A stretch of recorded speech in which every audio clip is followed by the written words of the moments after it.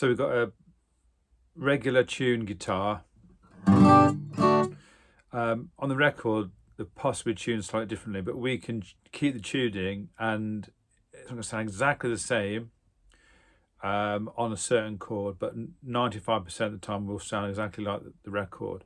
So we're essentially doing a D major. We're taking away the second finger to get a D sus2, and we can let this E string ring out. I think it sounds quite nice. Now the first part to the riff is you've got the D sus2 shape there, and you're going to do a hammer on with the first finger onto the note that it was on from the open string. So with the plectrum, just strike down with the plectrum, and then after you do the hammer on, you play the open fourth string.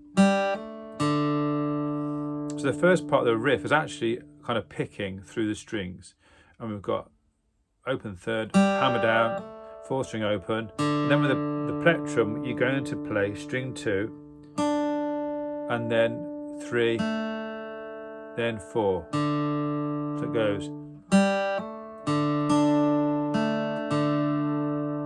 Now you can work out what suits you in terms of the up and down picks. I go 2 down, so it's a down with a hammer on and then a down again on the open fourth string. Then I do all up picks, I think. No, I don't. So it's down, down, up, down. And then we're going to play an up again with the first finger off.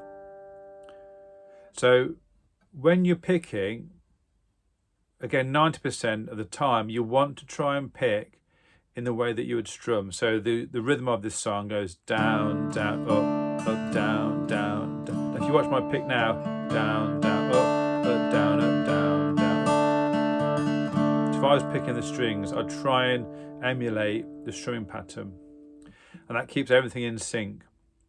So you're doing a down pick with a down beat and an up pick with an up beat.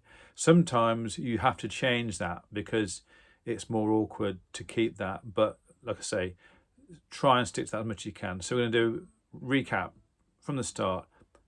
Hammer on third string, fourth string open, second string up pick, third string up pick, fourth string down pick, and then we're going to take the first finger off and do an open string up pick. So it goes 1, 2, 3, 4.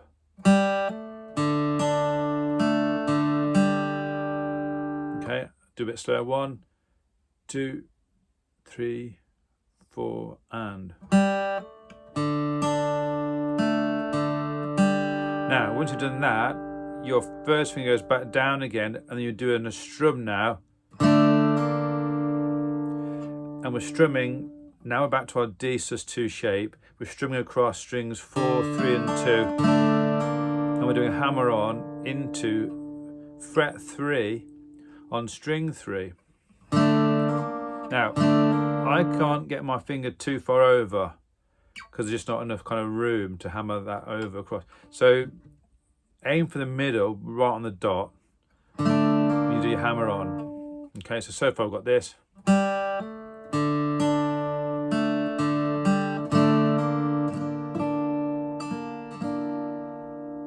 And we're going to continue our right hand picking and strumming. So remember, down, down, up, down. Now watch me pick the riff. So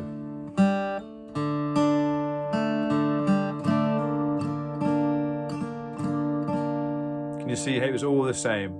I'll do that again. 3, 4, and down, down, up, down. Now we've got 2 fingers together in fret 2. This is on string 3, this is on string 2, and we're going to do a hammer. Hammering that finger onto. This is where the first string can ring out. So this is where their tuning is different to ours, but I think this still sounds really nice. You don't have to have that first string ringing out. That makes it a little bit more difficult to get your fingers into a position where the strings are ringing out. I find it difficult. Now we're going to do that and hammer down into fret 3.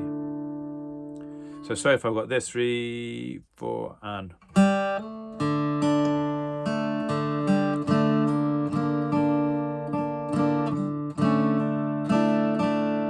Then we go take the second finger and hammer back down into fret 3 of string 3, and then we finish on the last down, down, up, down again on string 4, 3 and 2. On the very last strums, I would say try not to hit string 1. For some reason then that doesn't sound, it just takes it out of the kind of chord sound for the minute. So I wouldn't hit the open string on the last strum. So far I've got this. Do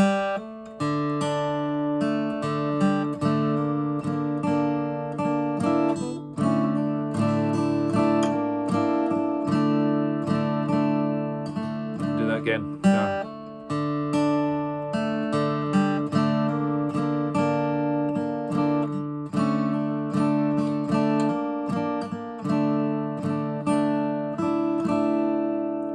So I caught the string there at the end just to show you what it sounded like. Still sounds good. So what I try and do is loop little sections so you kind of build up your knowledge of the riff. You can definitely go from start to finish and try and just work through the riff. But the best way to practice is to do it like this. 1, 2, 3, 4, and.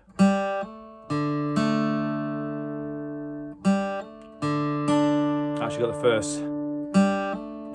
This is correct now. So string 3, string 4, string 2. So I just loop that. 3 and 4 and. Now loop that as long as it takes to feel comfortable with it. Now I can loop. Get the right picking with the right hand up, down, or left hand down. Down, up, down, down, down. Now you can just loop this again.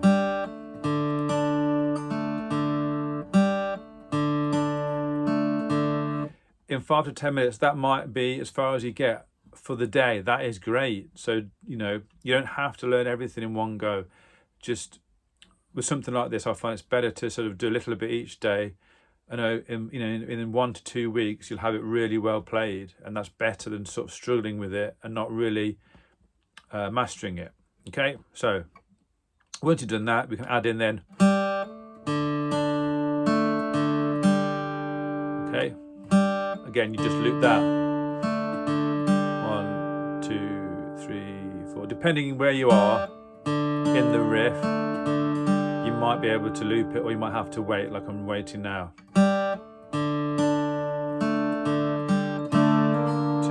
That's the next part of the riff. 2. Okay, again, loop that. Let's move on. Might add in the strumming then.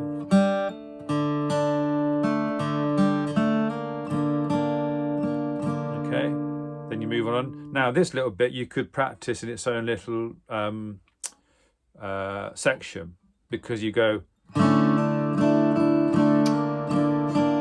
and then down, down, up. There's no harm in trying to do that all in one go. Or you might try. Just try.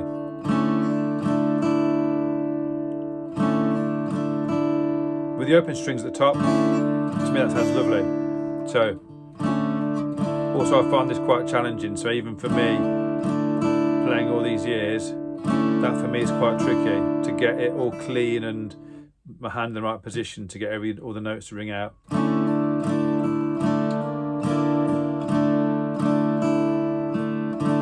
Actually, the open strings sound nice there. Okay, so hopefully that's been of help. Just work through it slowly and have a look at the tab as well for again, that might help you with the just seeing exactly what notes are being played. All right, but for now,